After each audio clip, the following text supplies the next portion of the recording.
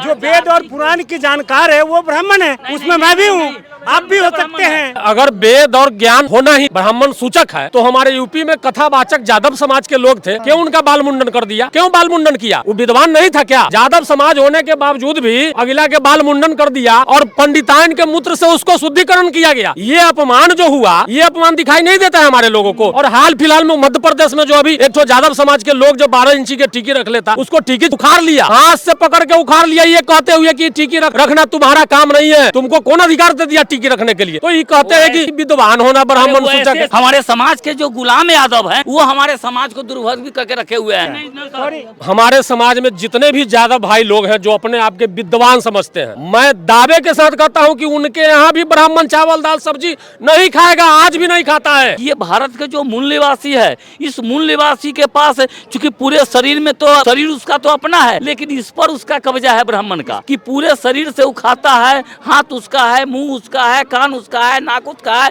पैर उसका अपना है, लेकिन ये उसका अपना नहीं है। जाति पर न पाति पर यादव समाज ने हमला किया ब्राह्मणवाद के छाती पर। और मैं ऐसा क्यों कह रहा हूँ, इसके पीछे बहुत बड़ा कारण है। ये तमाम यादव समाज के लोग हैं, सहनी समाज के लोग हैं, दलित समाज के लोग यहाँ पर जुटे हुए हैं और ये कार्यक्रम यादव समाज के दरवाजे पर हुआ है। ये देखिए एक पोस्टर, भारतीय मूल निवासी सांस्कृतिक मंच के तत्वाधान में श्रद्धांजलि महासभा कार्यक्रम। शारदा देवी जिनका निधन हुआ था, उनके निधन के पश्चात उनके परिवार वालों ने शोक सभा का आयोजन किया और इस शोक सभा में न पिंडदान हुआ, न कोई कर्मकांड हुआ, नहीं कोई दान दिया गया, नहीं कोई दक्षिणा दिया गया और न ही किसी एक विशेष व्यक्ति को जिन्हें पुरोहित कहा जाता है उनको भी नहीं बुलाया गया। डॉक्टर राम नरेश सिंह यादव जी हैं, मूल निवासी सांस्कृतिक मंच के राष्ट्रीय उपाध्यक्ष। सर क्या कहेंगे, हम आपसे थोड़ा साइंटिफिकली बात करेंगे कि क्या ये संभव है जो वो लोग करते हैं मरने के बाद, खाना खिलाना, पानी पिलाना, दान देना, साइंटिफिकली ये संभव है? क्या कहेंगे, आपका क्या तर्क है? बिना लॉजिक का बात है, इसमें कोई लॉजिक ही नहीं है। एक साधारण पढ़ा लिखा व्यक्ति भी इस बात को समझ सकता है, इसमें कोई बहुत बड़ा रॉकेट साइंस नहीं समझने में, एकदम सिंपल सी बात है। कम पढ़ा लिखा व्यक्ति, नहीं पढ़ा लिखा व्यक्ति भी समझ सकता है कि जो इंसान के शरीर से प्राण निकल गया, जिनकी मृत्यु हो गई, उनके लिए इस दुनिया में अब कुछ भी नहीं बचता है। उनको चाहे आप मिठाई भेजिए, 2 तकिया भेजिए, रजाई भेजिए, गद्दा भेजिए, कुछ भेजिए, उनके यहाँ तक नहीं पहुँचने वाला। ये तो बिल्कुल तार्किक बात है, इसमें कौन बात है, इसमें कोई बहुत बड़ा साइंस तो नहीं है, साधारण बात है। सब ये धंधा है और आपसे ठगी किया जा रहा है और ठग करके वो अपना जो है माने घर भर रहे हैं और हम कंगाल के कंगाल बने जा रहे हैं। तो ये बात हमारे समाज के लोगों को समझ में आ गई। आपने समझा दिया कि ये संभव नहीं है, साइंटिफिक तरीके से थोड़ा सा भी सोचेंगे तो पता चल जाएगा। दूसरा सवाल ये कि आखिर इसके पीछे षड्यंत्र क्या है, ऐसा ये करते क्यों है जिसके कारण आप छोड़ रहे हैं? बस षड्यंत्र यही है कि ये मनुवादी लोग जो है हजारों साल से हमारे लोगों के दिमाग में ये प्लान कर दिया। और देखिए उनको ये पता है ठीक से कि अगर हमको लंबे समय तक किसी देश पर शासन करना है तो अपनी संस्कृति उसके दिमाग में डालना होगा। इसीलिए उन लोगों ने हजारों साल में इन संस्कृतियों का निर्माण किया और हमारे लोगों के दिमाग में ये प्रोग्राम कर दिया इस संस्कृति जो हमारी नहीं है, और उसी संस्कृति को हमारे लोग ढूंढ रहे हैं। और संस्कृति जिसकी होती है उसी की सत्ता होती है। आपको अगर, हमारे समाज को अगर अपनी सत्ता लानी है और ये देश का मालिक और हुक्मरान बनना है तो इस संस्कृति को जड़ से उखाड़ के फेंकना होगा जो ब्राह्मणी संस्कृति है उसको, और अपनी भारत की जो संस्कृति रही है, प्राचीन संस्कृति, बौद्धिक संस्कृति, उसको स्थापित करना होगा। जी थैंक यू। भारतीय मूल निवासी सांस्कृतिक मंच के प्रदेश प्रबोधक है दिलीप यादव जी, क्या कहेंगे सर? जो लोग स्वर्ग पहुंचाते हैं आपके पूर्वजों को, कहना यह है समाज के लोगों का कि जो लोग खटिया चौकी पर बैठने नहीं दिया, जज बन रहा है कॉलेजियम सिस्टम से, वहाँ हमें पहुँचने नहीं दे रहा है, हमारे विरोध में कानून बना रहा है, हमारे पक्ष में जो कानून है उस पर स्टे लगा दे रहा है, क्या ये लोग स्वर्ग में भेजेगा? क्या ये हमारा भला करेगा? क्या कहेंगे? आपके चैनल को बहुत बहुत धन्यवाद। और मैं आपको बता दूं ये कर्मकांड के बारे में, ये जो कर्मकांड जिसको वो कर्मकांड कहते हैं, उसमें मूल रूप से है कि जीवन के बाद के जीवन की चिंता करना। एक जीवन है जो हम सब हैं, जीवन है। अभी हमको भोजन चाहिए, कपड़ा चाहिए, वस्त्र चाहिए, सब सुख सुविधा चाहिए। तो अभी के लोगों के जीवन की चिंता करना, लेकिन वो कहते नहीं, जीवन के बाद भी एक जीवन है तो उसकी चिंता करना की बात करते हैं ये मरने के बाद, कि तुम्हारे मृतक अगर मर गए तो वो क्या खाएंगे, क्या पहनेंगे, कहाँ सोएंगे, उनके जीवन की चिंता करना ये ब्राह्मणवाद की सबसे बड़ा मुख्य कारण है कि हमारे लोगों को ये दिमाग में डाल देता है कि तुम उसकी चिंता करो जिसके शरीर के, जिसके अस्तित्व को हम अग्नि में विलीन कर दिए, पंचचित्त में विलीन हो गया, जल गया, समाप्त हो गया, फिर उसकी चिंता क्या करना। उसके लिए चिंता हम उसी करेंगे, उसके आत्मा की चिंता नहीं करेंगे। चिंता हम उस आत्मा का करेंगे जो आत्मा जिंदा है, वो अच्छा ढंग से कैसे रहेगा, उसका परवरिश कैसे होगा, हम उसकी चिंता न करेंगे। हम मरने के बाद के लोगों की चिंता नहीं करेंगे।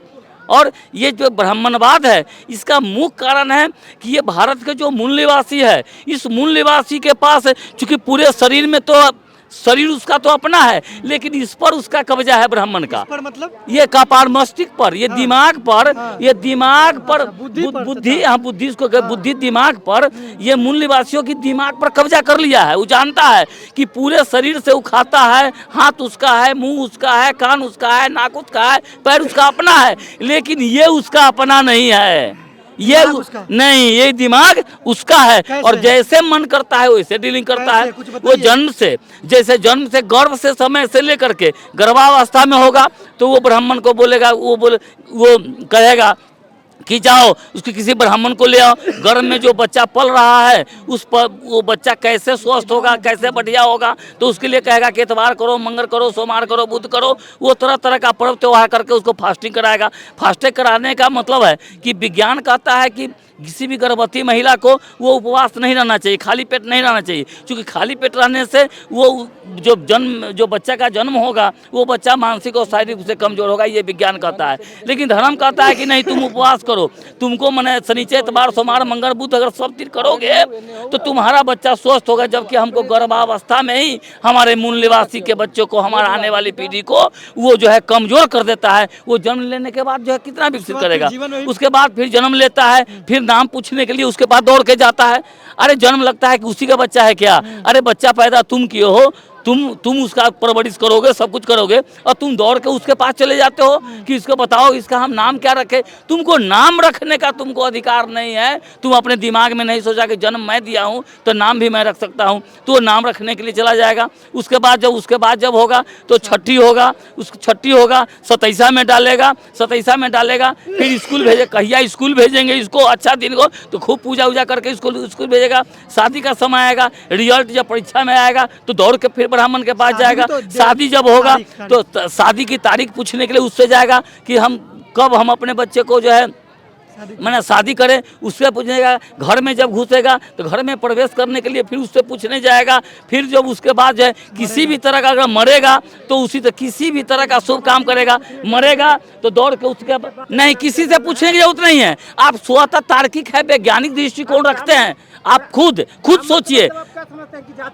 नहीं, ब्राह्मण को जाति तो नहीं है। नहीं, ब्राह्मण जाति के नाम से पूरे देश में कब्जा कर लिया है। जाति के नाम से आरक्षण है। जो वेद और पुराण की जानकार है वो ब्राह्मण है, उसमें मैं भी हूँ, आप भी हो सकते हैं, आप भी हो सकते हैं। बेवकूफ है वो ब्राह्मण है, जन्म ले लिया, जन्म से हो गया। एक चीज को जन्म देना ये नहीं होता है। सॉरी, जन्म से ले लिया ब्राह्मण। चलेगा। सुन लीजिए हमारी बात।